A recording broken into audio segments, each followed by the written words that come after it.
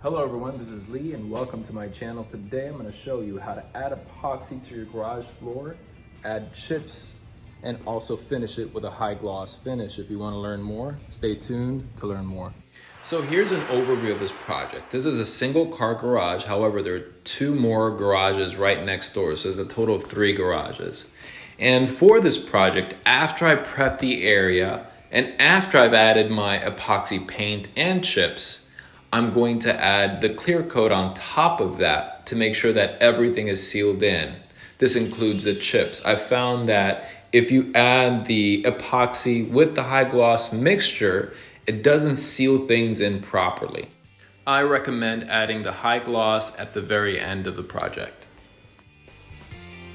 First thing I want to do is I want to look for any hairline cracks or any imperfections that are going to show through the paint and the gloss, the epoxy gloss that goes on top. So I could see that there's a lot of defects here, including this little chipped area here that has to be covered. So I'm going to show you what I do to fix all these imperfections. Because we didn't have large areas that needed to be fixed, I only decided to use these 2 products. So the first one is the concrete patch and mortar repair. So I'm going to use this to cover the large areas. And I'm also going to use Bondo to fill in just the small minor defects that I find that might show through the paint, like this area here. I can't use mortar to fix this because it's just gonna fall out. So I'm gonna use something that's gonna penetrate and something that I could sand smooth that will not show through the paint. I just opened it up and noticed that it was very thick, so I'm gonna add a little bit of water to it, mix it, and make sure it's in a consistency that I could use and spread it out.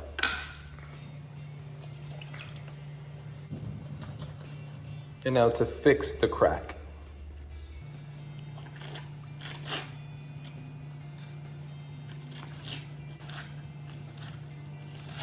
Got another crack or broken edge over here. I'm gonna fix that because that's gonna look horrible after I'm finished with the floor. So I have to repair this. My goal is to also paint the edge and also add chips to it. So I have to fix this area.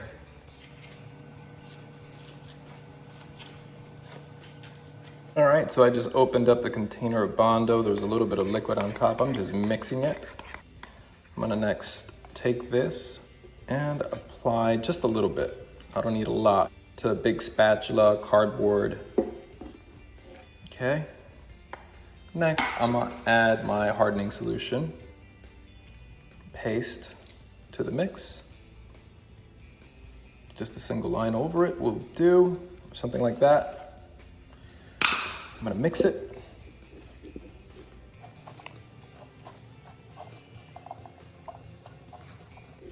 The goal here is you wanna work and mix it and apply it as quickly as you can because this tends to dry pretty fast. So make sure you have the area you wanna work on.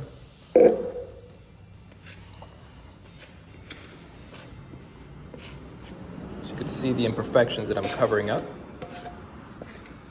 Of course, you're gonna have to sand this. So these cracks are gonna show through the paint. So it's only been about a handful of minutes, maybe 4 minutes, and it's gotten to the point that I can't even apply it anymore.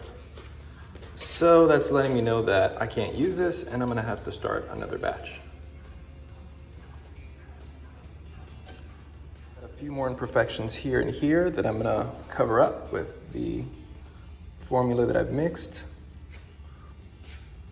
I'm not looking to cover everything, but just enough so it doesn't show through the paint. Now I love using Bondo because it dries so fast, whereas the cement mix takes a while, sometimes 6 to 24 hours to dry. So this stuff could be completely dry and sandable in just a handful of minutes, maybe 15 minutes. All right, so just to give you an idea of what this looks like, you could see the small areas where I use Bondo. And these are very small imperfections. that you don't want it to show through the paint. And then you'll see the larger areas that I use the concrete patch and repair, which is there. So that is imperfect. I'm gonna wait till that dries and come back and make it smooth. All right, so the floor is dried. Now I wanna sand off any imperfections that I find in the floor so that it doesn't show through the paint once I add the epoxy. So to do that, I've got this DeWalt battery sander with a 60 to 80 grit sandpaper, and I'm just gonna pass it throughout the entire floor, especially focusing on the areas where I added some mud, or Bondo, I should say. Also, I've got it connected to a vac, a shop vac. That'll help minimize the dust in the area. So this is one of the reasons why I love Bondo. You'll see that the cracks, the hairline cracks are filled in. There's absolutely no way they're gonna show through the paint once this thing is dry. And that's the purpose of using Bondo compared to using a concrete mortar mixture. So this is the way to go. So my goal here is to pass the sander over the entire floor, section by section, taking off any residue, imperfections, and fixing cracks in as much as possible so that when I apply the epoxy, it's near perfect. All right, so for areas like this where I can't use a sander or sandpaper, I use an oscillating tool or vibrating tool such as this. And I like using this grinding bit that allow me to smooth down the concrete imperfections. If you happen to have one of the oscillating sanding tools with this attachment, that would be perfect for you to get the corners.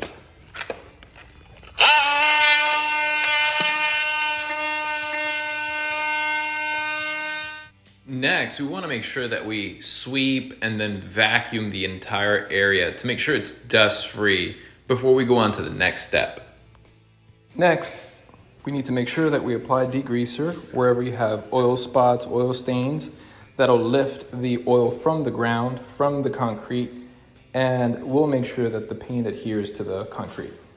The next thing we need to do is to make sure that we apply an etching.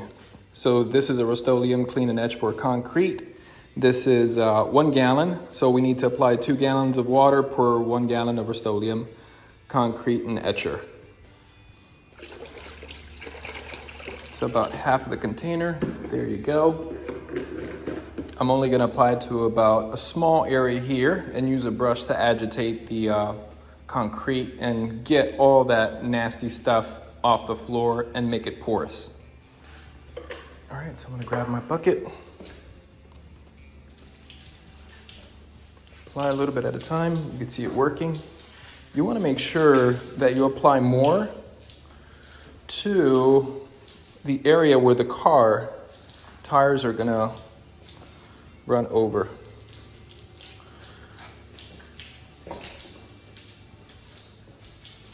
See, that's agitating the floor. It's fizzing.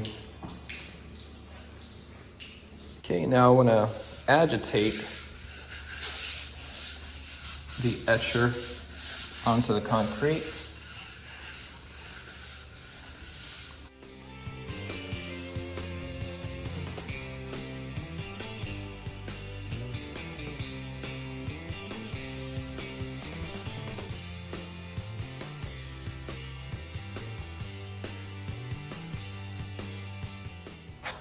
And if you live in Florida, the floor is probably already dry even before you get to squeegee it.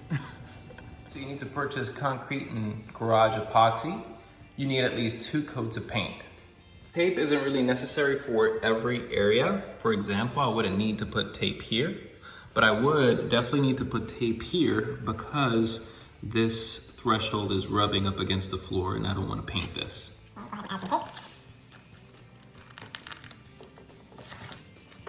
All right, tape added. And that's pretty much all the tape I need for the entire garage.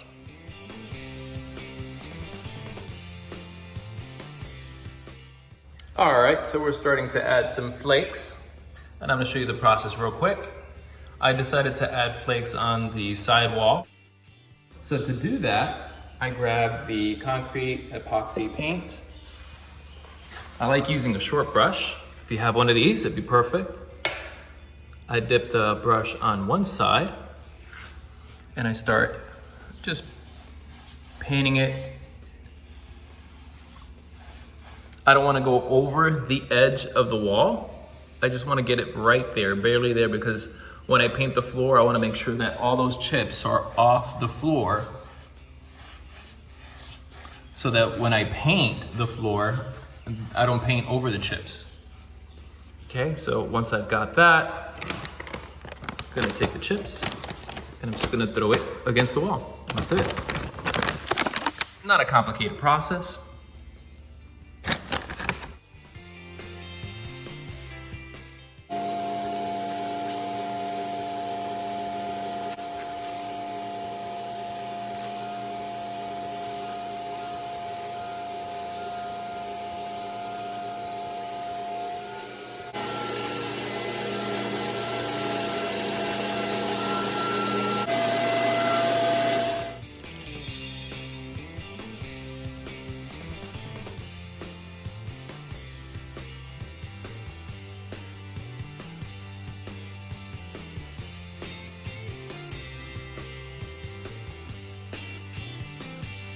So we've allowed the floor to dry with the chip and with the second coat of epoxy, and it's starting to take shape. We could see where there are some spots that we need to touch up a little bit with flakes. You can see an area here, a little bit empty here. So you could see where we have to add a little bit more. So that's what we're gonna be doing today, just cleaning up the imperfections that we find and adding our final layer, which is our clear coat. This is what I recommend. I don't recommend the clear coat that comes mixed with the epoxy. I recommend purchasing the clear coat separate from the epoxy because that helps seal in the chips and adds a second layer to the chip so that it doesn't flake off or break off. You could see that, for example, that little chip that's sticking out from the ground. I don't know if you could see it in the camera, but that's what you want to seal in with the clear coat epoxy that goes over this floor. Something that I also recommend that you should have is cleats or something similar to this, so that if you find imperfections after you're finished with the floor, you could go back onto the floor without damaging it and fixing those imperfections. Something else that you should also have are gloves. It doesn't matter if it's dirty, but this is to protect your hands from this clear coat when you add it. I use these disposable, inexpensive brushes from the dollar stores. I use these inexpensive brushes because I'm gonna just dispose of them once I finish using them. They're gonna turn rock solid. So we're gonna start by adding a layer to the sidewall first with the clear coat, and then we're gonna add it to the floor. What you wanna do is press one side and it gets mixed onto the other. When you work really fast, you tend to glide on the floor.